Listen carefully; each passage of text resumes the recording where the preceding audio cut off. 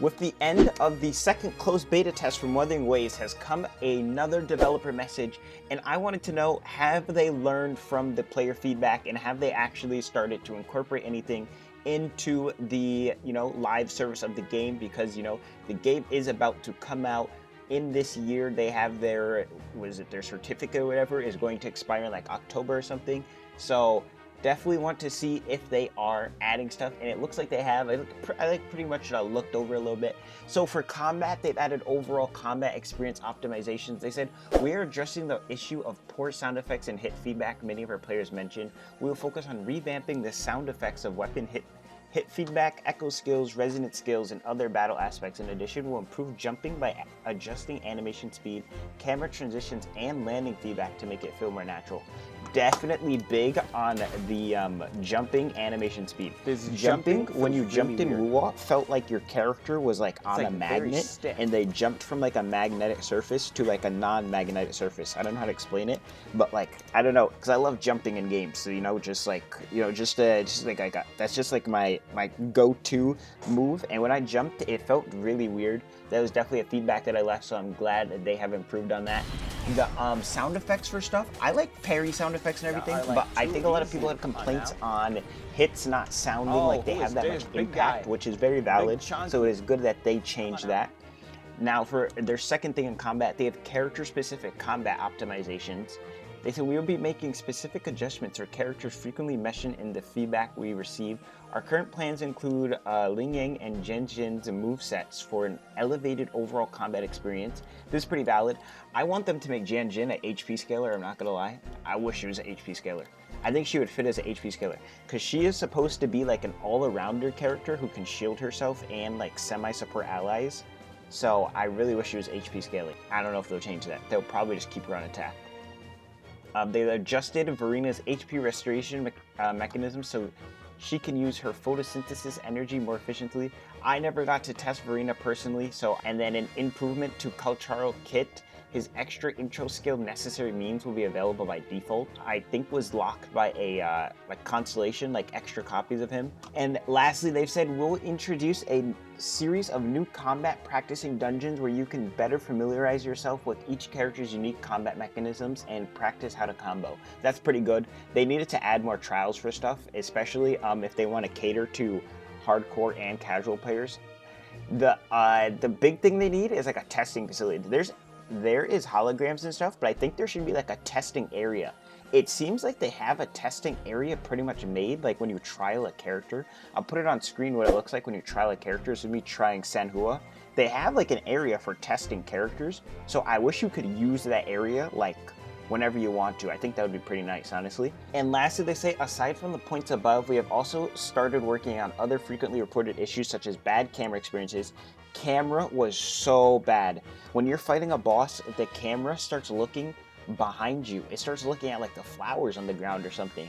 You start looking at the clouds, you start looking at your feet, you start looking at like the enemy's like tail. Yeah, the camera needed lots of fixes. Glad that they're working on that. Frequent lock-on loss, that goes hand in hand with camera being bad. Enemies quitting combat, there would be problems where you walk up to an enemy and you go to fight them and then they just disappear and they just respawn at their spawn spot. Or you'd be fighting an enemy and while you're fighting them, they just start healing to full HP, which would also be annoying because there's these red enemies that give you a 100% chance of an echo, and they have like way more HP than you can deal, which is why they have like this special mechanic to them. And sometimes they would just heal to full HP and you lose all your progress. It's like if you're fighting a boss like 1,000,000 HP and you only do like 10k DPS or something, you get all the way down to like 500k health on the enemy, and then the enemy just resets. You'd be pretty mad. And lastly was counter-attack failures. There was a lot of stuff with this. Multiple bosses that were bugged and stuff like that. Gameplay ecosystem. They have a lot of stuff they changed on the ecosystem. This is massive. This is very massive that they are looking into the ecosystem. From what I've seen, I think more stuff should be added, but this is a very good start. This is a very good start. This shows that they were listening, because all of these things are very specific to what people were asking for from my recommendation personally as a beta tester and other beta testers I've seen in the beta server feedback. So number one here, we've received a lot of feedback on the ecosystem. Thank you so much for taking the time to test out this system and providing valuable suggestions. I appreciate you, Kuro, for seeing our suggestions and, acting on them. So they said, we received many suggestions and concerns about how the echo hunting experience was too grindy, how the game lacked disposal options for unwanted echoes, and other issues. Yeah, you couldn't dispose of your echoes at all in your inventory. You just have stuff in your inventory that you can't level because you wouldn't have enough EXP.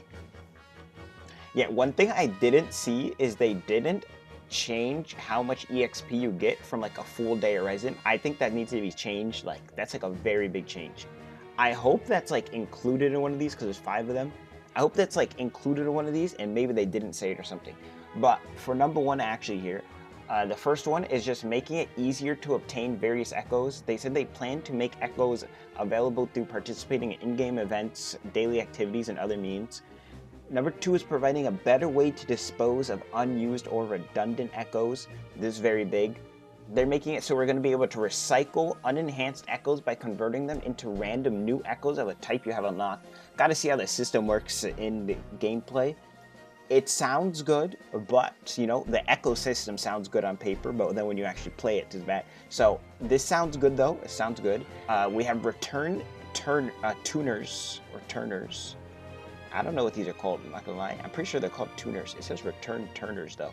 Maybe a little bit of a typo, I have no idea. Return tuners when tuned echoes are consumed.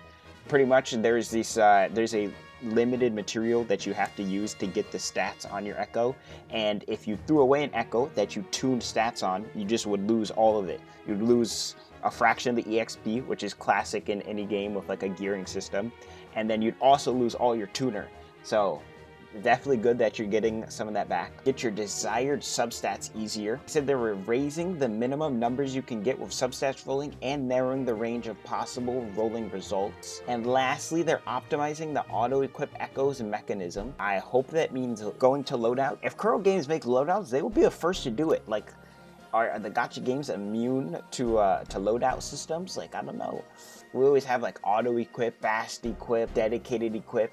We just need loadout equip. How about that? And lastly, they have this thing of being able to turn into Inferno Rider for a mount potentially, which sounds fire. They said you'll be able to turn into Inferno Rider's echo skill for a new transformation mode. From that, it doesn't really tell you that you're playing it as a mount, but the video shows pretty much a mount. Like, this looks pretty sick. They're using this just in the open world area before, because the other one is just from the cutscene when you're doing the Inferno Rider story quest. They could make it so that the golems, there's these golems you could turn into that do like this like rhino charge. If they just made like the rhino charge like faster maybe, or like more controllable, that could also technically be a mount if it's smooth and it's not like you're locked into an animation after like the charge finishes or anything. And then lastly, they said we will be developing even more new events and new gameplays centered around the echoes and improve them based on your feedback to create new unique experiences. Well, I hope you stick to that, Kuro. Hope you stick to that. So they also said they're adding new content for the Depths of Elusive Realm. They're adding tutorial stage for Depths of Elusive Realm to help beginners understand and help enjoy this gameplay. That's pretty good. The Depths of Elusive Realm, since it's a new concept, like it's still a roguelike concept, which isn't new, but in terms of how they are handling the roguelike concept is definitely new. So it's nice that they're adding a tutorial so you can understand how their roguelike system works. They also said they're adding new high difficulty events and special boss mechanisms to challenge in here. Sounds good. Maybe some like hologram stuff that will be inside of the Depths of Elusive Realm. Because you can get really OP in them, so I feel like the bosses should be able to also get, decently OP. And lastly, they said they're adding drops from supply chests or enemies in the wild will automatically be picked up. So big, man. I was talking to people on this. Some people think you should be able to pick up the items. I know there is no one out there that loves picking up items off of the ground, like permanently. Picking up items is cool. You get like a, like a rare boss drop or something, it's cool. But you don't get a rare boss drop in an open world gacha game, without it going directly into your inventory. It's not like you get like, I don't know, like your weapon leveling material off of the ground. You're like, what, Maybe a couple of times you like picking up the items, but it gets old eventually. There's no way someone wants to always pick up the items off of the ground. 100% just go into my inventory. especially since they always give items physics, and when you open up a chest, sometimes your whole chest loot will just go off of a cliff or something.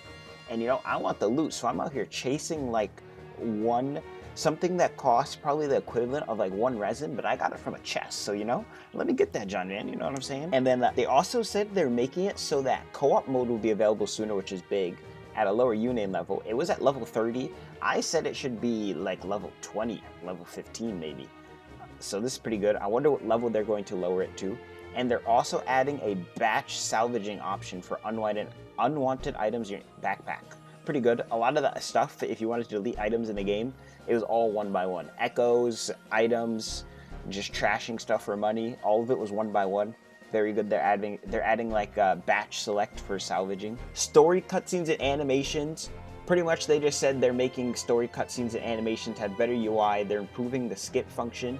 They've reworked the sound effects for better performance. There's a lot of like weird iffy stuff. Sometimes you'd be in a cutscene and it would just cut to your character and then cut back to the cutscene, like in the middle of a cutscene. If I have a clip, I'll put it on, but if not, you just hear me talking.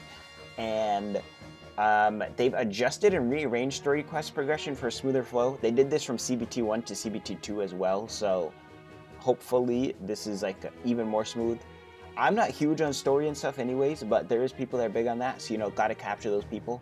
I just want the story to be like, you know, playable through, you know, with cool cutscenes. I'm more of a cutscene guy, and I don't go into a gacha game for like a cool story, you know? That's like a bonus.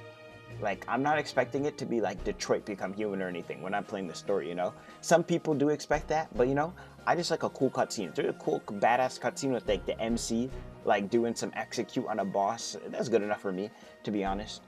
And lastly, for optimizations, adjustments, and localization, they said aside from the changes above, we are addressing game issues such as crashes, blank screens, frame drops, device overheating, game performance on all devices. This is a top priority, and they're also improving the character and environment designs and adjusting the UI for easier navigation. I want them to fix Mortefi.